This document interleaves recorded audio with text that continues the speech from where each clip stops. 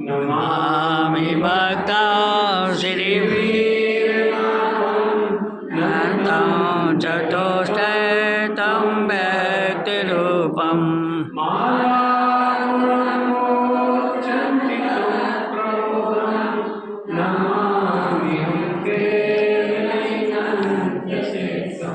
पंच प्रवृत्ति भगवान की जय हो।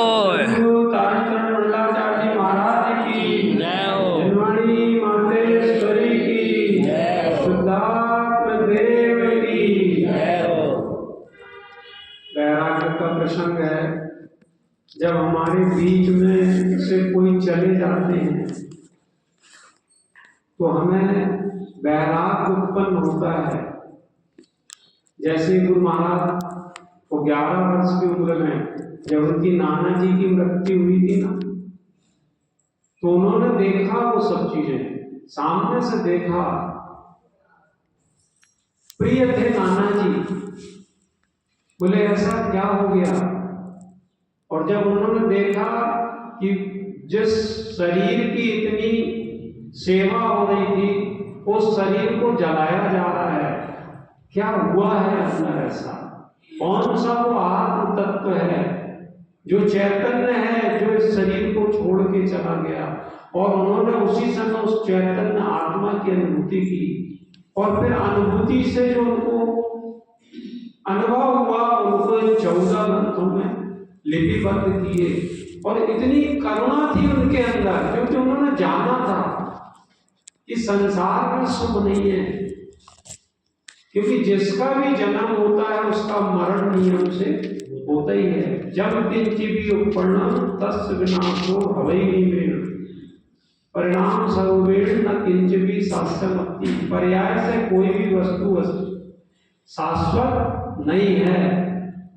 तो खोज किया और फिर उन्होंने ये मुक्ति श्री फूलना लिखी। मुक्ति चाहिए हमें संसार के जन्म मरण के दुखों से। जन्म मरण लेना कोई सुख का कारण नहीं है, बहुत दुख है जन्म मरण में। इसलिए वो कह रहे यदि चलऊ न हो मुक्ति श्री तुम ज्ञान सहारे, तुम ज्ञान के सहारे मुक्ति को चलो। कलंकृत हो, कर्म से अलंकृत हो, कम न उपजे ममल स्वभाव।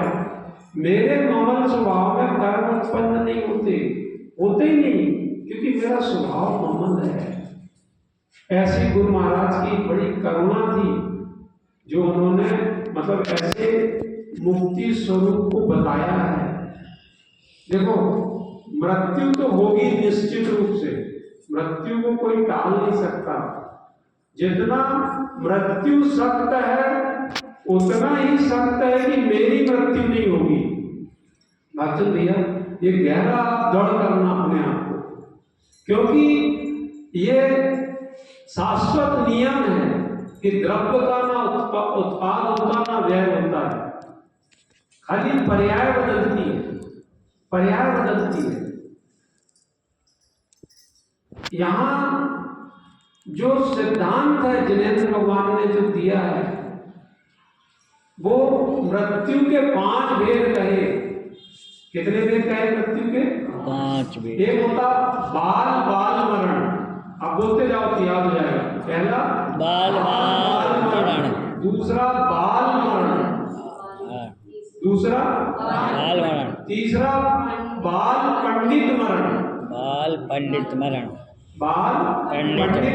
चौथा पंडित मरण, और 5वां पंडित मरण। 5वां पंडित मरण। पहला बाल मरण मिथ्या दृष्टि जीव का होता है। वो डरता है मृत्यु में, घबराता है और आर्त रोध ध्यान करके शरीर छोड़ के नरक निरोध चला जाता है। दूसरा मरण होता है बाल मरण सम्यक दृष्टि जीव को, वो घबराता नहीं है, मृत्यु को महोत्सव मानता है और बोधपूर्वक होशपूर्वक अपनी तैयारी करता है और देह छोड़ के स्वर्ग आदि के वैभव को प्राप्त करके परंपरा से निर्माण को प्राप्त होता है। तीसरा मरण होता बाल पंडित मरण, सम्यक दर्शन के साथ जो प्रतिमाधारी केलक जुल्लक तक श्रावक होते हैं उनका बाल पंडित मरण होता है।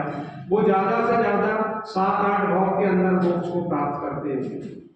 चौथा मरण होता पंडित मरण, जो मुनिराजों को भावलिंगी दिगंबर मुनिराजों को होता है, जैसे हमारे गुरु महाराज का हुआ, ऐसे भावलिंगी दिगंबर मुनिराज पंडित मरण करके 2 या 3 भाव बचे रहते हैं उनके, उसके बाद वो मोक्ष को प्राप्त करते हैं। और अंतिम मरण होता पंडित मरण, ये जिनेंद्र भगवान का होता है।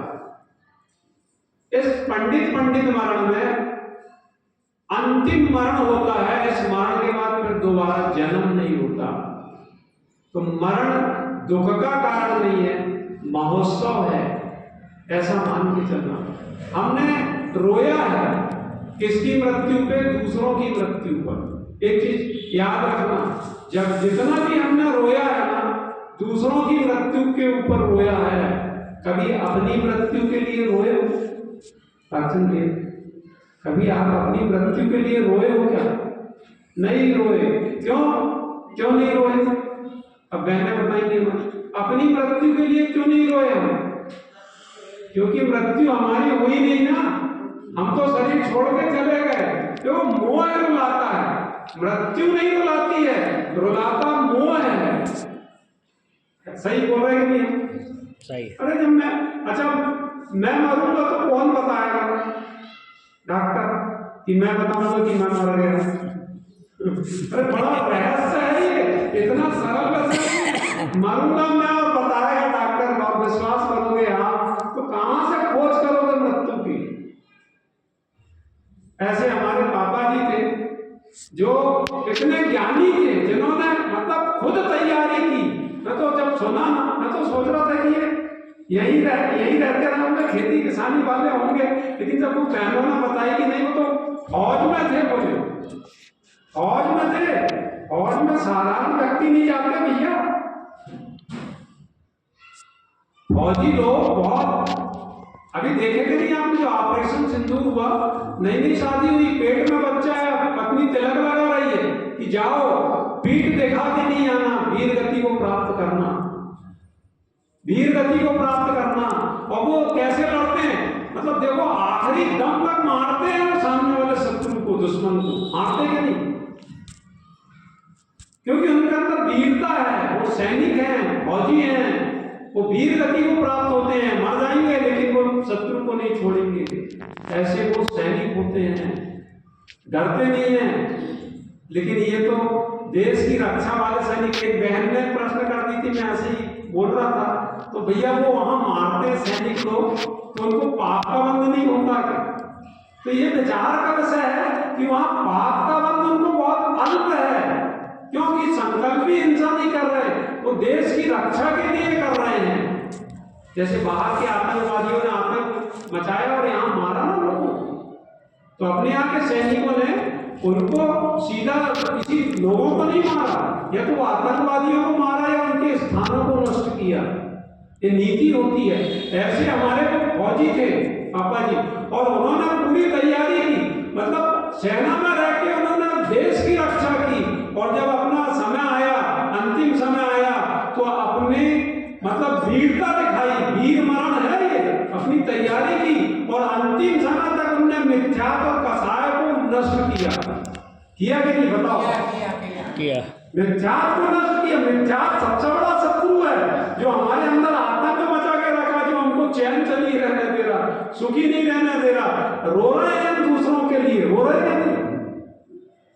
वो वीर थे भैया, वीर। मेरा तो सौभाग्य ही नहीं मिला मेरे को।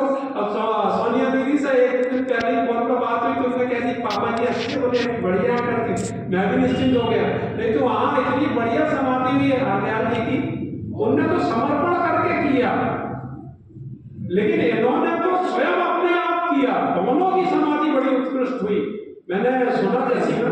और उस समय महाराज जी बोल भी रहे थे, मैं भी बोला कि जब भी जरूरत हो तुरंत हम दोनों आ जाएंगे करके, लेकिन ऐसा समय नहीं दिया उन्होंने, समय नहीं दिया। इतना बढ़िया आप देखे, सब कड़क हुआ, ओम नमः सिद्धम बोलते ओम नमः सिद्धम। तो कितनी उत्कृष्ट तैयारी थी। और सबसे बड़ी चीज, मैं आया भी मेरे को कोई वो नहीं था, मतलब आए, मैंने कहा चलो अपन यहाँ पर सहज रूप से बन गया, और फिर ऐसा लगा कि चलो स्थाप करेंगे, मंत्र जप करेंगे। तो ये जो आयोजन हो रहा है ना, ये उस जीव की पात्रता के अनुसार हो रहा है। वो वैसा पात्र जीव था, ज्ञानी थे, बहुत ज्ञानी, और ज्ञानी के साथ साथ बैरागी भी थे।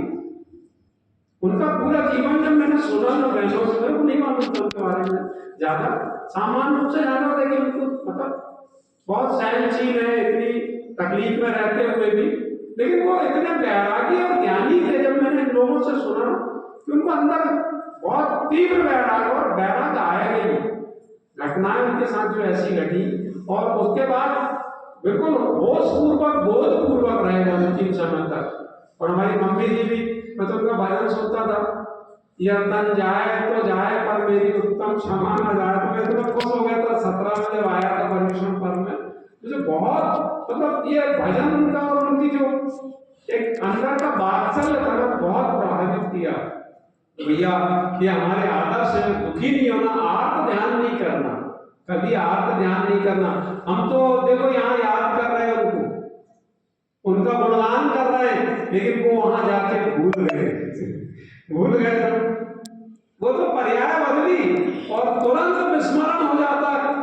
हाँ, इतना है कि उन्होंने अच्छी गति को प्राप्त किया, देव पर्याय में गए, और वहां उन्होंने जैसे ही अवधि ज्ञान लगाया और सोचा कि मैं कैसे आया, तो वो पूर्व का स्मरण आता, और ऐसे भक्त जीव संलग्न सीधे समझ जाते हैं भगवान के, और वह साक्षात वाणी सुनते हैं, और वो उधर वाणी सुन रहे हैं, और उनके निमित्त अपन यहाँ जिन्हें भगवान की वाणी की वांछना कर रहे हैं। ये भी एक संयोग है ना। हम सबके जीवन में ऐसे ही भावना माना भैया, समाधि मरण हमारा हो, बिल्कुल होश पूर्वक, बोध पूर्वक। इस जीवन में हम बाल बाल मरण नहीं करेंगे, सब जीवों से उत्तम क्षमा करेंगे। जैसे भी किसी भी कारणवश यदि भैया किसी को शत्रु मत रखना, बिल्कुल मैं कह रहा हूँ, सबसे उत्तम क्षमा कर लेना, क्योंकि जो जितना सरल होगा, जितने अंदर के परिणाम उसके निर्मल होंगे, उसकी उतनी उत्कृष्ट समाधि होगी। वो तो ये लोग सब बता रहे थे, मैं तो मिला नहीं, लेकिन बोले सबसे क्षमा कर रहे थे, उत्तम क्षमा कर रहे थे सबसे, है कि गलत नहीं बोलना, जिनसे बोल चाल भी नहीं थी, बोले वो भी आए, उनसे भी क्षमा कर लिए, मतलब किसी के प्रति उनके मन में कलुषित भाव नहीं थे। ऐसे भक्त जीवों की समाधि होती है, मैं सही बता रहा हूँ, क्योंकि किसको शत्रु बनाऊं मैं। अब भी आंख बंद होगी, इतना बड़ा 3 लोग है, कहाँ मिलेंगे भैया, बड़े मुश्किल से तो अपन मिले एक जगह इकट्ठे हुए, और आपस में लड़ेंगे झगड़ेंगे, और एक बार चले गए तो कहीं नहीं मिलेंगे। बहुत बड़ा संसार है, इसलिए जाने के पहले अंदर की कसाएं अपन छोड़ें, भय निकाल ले, मैं मरूंगा नहीं, लेकिन इस बार समाधि मरण करना। ऐसी भव्य आत्मा, देखो एक जीव समाधि को प्राप्त होता तो कितने सारे जीवों के लिए मार्ग बन जाता। हम भी सब भव्य जीव हैं, उन्हीं के मार्ग में चल के एक दिन हम भी समाधि को प्राप्त हो। इन्हीं मंगल भावना से बोलो गुरु महाराज जी की जय हो।